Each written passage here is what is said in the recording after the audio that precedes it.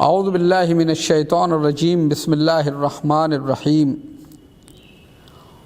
اللہم اہدنی فیہ لصالح الاعمال واقض لی فیہ الحوائج والآمال یا من لا یحتاج الی التفسیر والسؤال یا عالما بما فی صدور العالمین صلی علی محمد وآلہ الطاہرین۔ ماہ مبارک رمضان کے 17ویں دن کی دعا ہے جو ختمی مرتبت حضرت محمد مصطفیٰ صلی اللہ علیہ وآلہ وسلم نے تعلیم فرمایا ہے، جس کا پہلا فقرہ ہے اللہم اہدنی فیہ لصالح الاعمال، خدایا ہمیں اس ماہ میں نیک کاموں کی توفیق عطا فرما۔ توجہ رکھنی ہوگی کہ اللہ تبارک و تعالیٰ نے انسان کی کامیابی کو دو چیزوں میں رکھا ہے، ایک ایمان ہے اور دوسرے عمل صالح ہے۔ سورہ والعصر میں ارشاد ہو رہا ہے والعصر ان الانسان لفی خسر، عصر کی قسم انسان گھاٹے میں ہے، الا الذین آمنوا وعملوا الصالحات، فائدے میں وہی ہے جو ایمان لایا اور عمل صالح کو انجام دیا۔ اور یہی عمل صالح وہ ہے کہ جو سب سے افضل اور سب سے بہتر، اور یہی انسان کے کامیابی اور کرامت اور حیات طیب و طاہر اور سعادت بخشی کا معیار ہے۔ دنیا میں دوسرے مسائل میں یا اسلام کی نظر کے اسلام کے احکام میں فرق نظر آ جائے گا کہ عورت کا حکم الگ ہے، مرد کا حکم الگ ہے۔ عورت گواہی دے تو دو عورت کی گواہی ایک مرد کی گواہی کے برابر ہے۔ عورت دو عورتوں کو میراث کا اتنا حصہ ملے گا جو ایک مرد کو ملتا ہے۔ لیکن جب بات ایمان و عمل صالح کی آتی ہے تو اللہ تبارک و تعالی ارشاد فرماتا ہے من عمل صالحا من ذکر او انثی وهو مومن، کہ جو بھی نیک عمل انجام دے چاہے وہ مرد ہو یا عورت ہو، اگر وہ صاحب ایمان ہے تو اللہ اسے حیات طیب و طاہر عطا کرتا ہے۔ یعنی اللہ تبارک و تعالیٰ نے واضح کر دیا کہ اگر کوئی با ایمان ہے اور عمل صالح انجام دے گا، چاہے وہ مرد ہو یا عورت ہو، عرب ہو عجم ہو، کوئی بھی ہو، اللہ کے نزدیک وہی صاحب کرامت ہے، وہی صاحب فضیلت ہے۔ اللہ اسی کو سعادت مندی کی سند دیتا ہے، اللہ اسی کو حیات طیب و طاہر عطا کرتا ہے۔ اس کے علاوہ اگر ہم اس ایمان و عمل صالح کے اوپر غور کریں تو اللہ تبارک و تعالیٰ نے کچھ لوگوں کو کامیابی کی سند دی ہے کہ یہ لوگ کامیاب ہیں، اور کچھ لوگوں کے لیے جنت کو قرار دیا کہ جنت کے یہ مستحق ہیں۔ کچھ لوگوں کو جنت کا مستحق بنایا ہے۔ جن لوگوں کو جنت کا مستحق بنایا ہے وہ 4 گروہ ہیں۔ ایک گروہ انبیاء کا ہے، دوسرا صدیقین کا ہے، تیسرے صالحین کا ہے، چوتھے شہداء کا ہے۔ ظاہر ہے کہ انبیاء میں معین ہیں نبی 1,24,000 ہیں، نہ اس سے ایک کم ہو سکتے ہیں نہ اس سے ایک زیادہ ہو سکتے ہیں، لہذا انبیاء کی منزل تک پہنچنا ہر ایک کے بس کی بات نہیں ہے۔ صدیقین، شہداء اور صالحین، یہ 3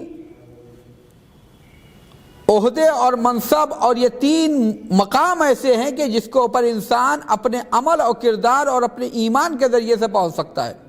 اس میں سے ایک ہے صالحین، عبد صالح ہونا، یعنی یہ عبد ہونا، انسان اللہ کا عبد ہو، اور یہ عبد صالح ہونا یعنی اللہ کا عبد ہونا، یہ انسان کی سب سے بڑی فضیلت ہے۔ نہ رسالت کو وہ فضیلت حاصل ہے، نہ نبوت کو وہ فضیلت حاصل ہے، نہ ولایت کو یہ فضیلت حاصل ہے، نہ امامت کو یہ فضیلت حاصل ہے، جو ایک عبد کو حاصل ہے۔ ارشاد ہو رہا ہے سورہ مبارکہ اسراء میں کہ جو شب معراج کا واقعہ بیان کر رہا ہے پروردگار، سبحان الذی اسری بعبدہ، پاک و پاکیزہ ہے وہ ذات جس نے اپنے عبد کو سیر کرائی۔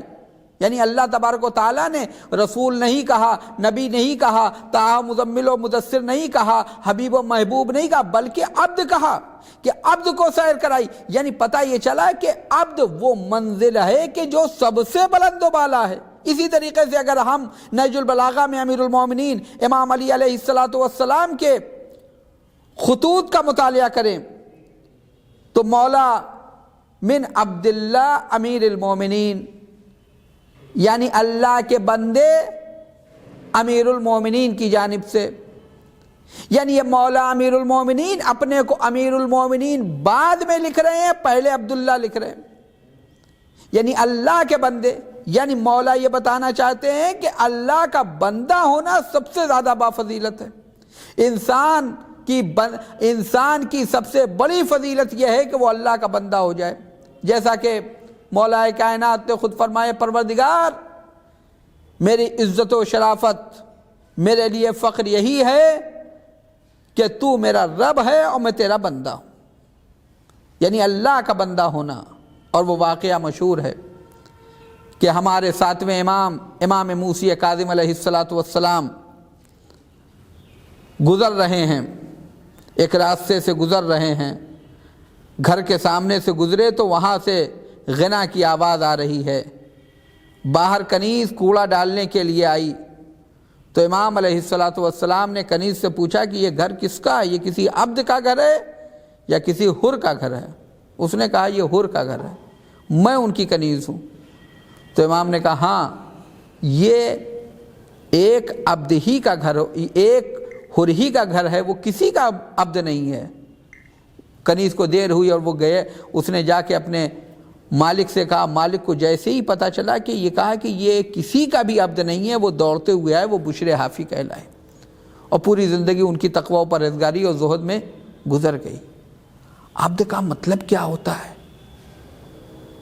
عبد کا مطلب یہ ہوتا ہے کہ واقعہ مشہور ہے کہ ایک شخص پہلے زمانے میں جب غلام خریدے جاتے تھے، یعنی عبد خریدے جاتے تھے، وہ بازار میں گیا غلام خریدنے کے لیے۔ جب وہ غلاموں کے بازار میں گیا، ایک مالک سے کہا کہ ہمیں غلام چاہیے۔ اس نے ایک غلام کو لے کے آیا، کہا کہ یہ مثلا مکان بہت اچھا بناتا ہے، کہا ہمیں غلام چاہیے، راجگیر نہیں چاہیے۔ دوسرے کو بلایا، مثلا وہ کپڑے بہت اچھے سلتا ہے، کہا ہمیں ٹیلر نہیں چاہیے، ہمیں غلام چاہیے۔ جب کئی کو یہ ریجیکٹ کر چکا تو آخر میں ایک پتلا دبلا سا نحیف و لاغر سا غلام بچا، اسے لے کے آئے، کہا یہ، اس سے پوچھا کہ تمہارا نام کیا ہے؟ اس نے کہا جو رکھ دیجئے۔ کہا کھاؤ گے کیا؟ کہا جو کھلا دیجئے۔ پہنو گے کیا؟ جو آپ کپڑے دے دیجئے۔ کرو گے کیا؟ جو آپ کہہ دیجئے۔ جو غلام خریدنے کے لیے گیا تھا اس کے ہاتھوں سے پیسوں کی تھیلی گر گئی۔ خدایا اے کاش میں تیرا ایسے غلام بن جاتا، ایسے عبد ہو جاتا۔ ملاحظہ فرمایا کہ یہ سب سے بڑی فضیلت جو انسان کی ہے وہ انسان کا عبد ہو جانا ہے۔ اسی طریقے سے اس دعا میں کہ جو دوسرے فقرے ہیں کہ خدایا اس مہینے میں ہماری حاجتوں کو پوری فرما اور ہماری خواہشات کو پوری فرما، ہمیں اس بات پہ توجہ رکھنی چاہیے کہ اللہ غنی مطلق ہے اور اللہ کے علاوہ کوئی اور حاجت کو پوری کرنے والا نہیں ہے۔ یا من لا یحتاج الی التفسیر والسؤال، اے وہ پروردگار جو مانگنے اور وضاحت کرنے کا محتاج نہیں ہے۔ یا عالماً بما فی صدور العالمین، اے وہ پروردگار کہ جو عالمین کے سینوں میں محفوظ چیزوں کو بھی جانتا ہے۔ صلی علی محمد وآلہ الطاہرین، محمد اور ان کی پاکیزہ آل پر صلوات بھیج دے، یعنی پروردگار عالم سے کوئی چیز پوشیدہ نہیں ہے، پروردگار دلوں کے حال کو بھی جانتا ہے۔ لیکن اللہ تو یہاں پر یہ نکتہ بھی ہمارے لیے غور کرنے کا مقام ہے کہ اللہ سے کوئی چیز چھپی ہوئی نہیں ہے، لیکن اللہ کی ایک صفت ہے ستاریت، کہ اللہ سب جانتا ہے لیکن سب چھپائے ہوئے ہے۔ اور معصومین نے روایات میں کہا کہ تمہارے اندر بھی اللہ کی ایک صفت ہونی چاہیے کہ جانو سب لیکن چھپا دو، یعنی کسی کے عیب کو جانتے ہو تو اسے ہر جگہ بیان نہ کرو بلکہ اسے چھپاؤ۔ وآخر الدعوانا ان الحمد للہ رب العالمین۔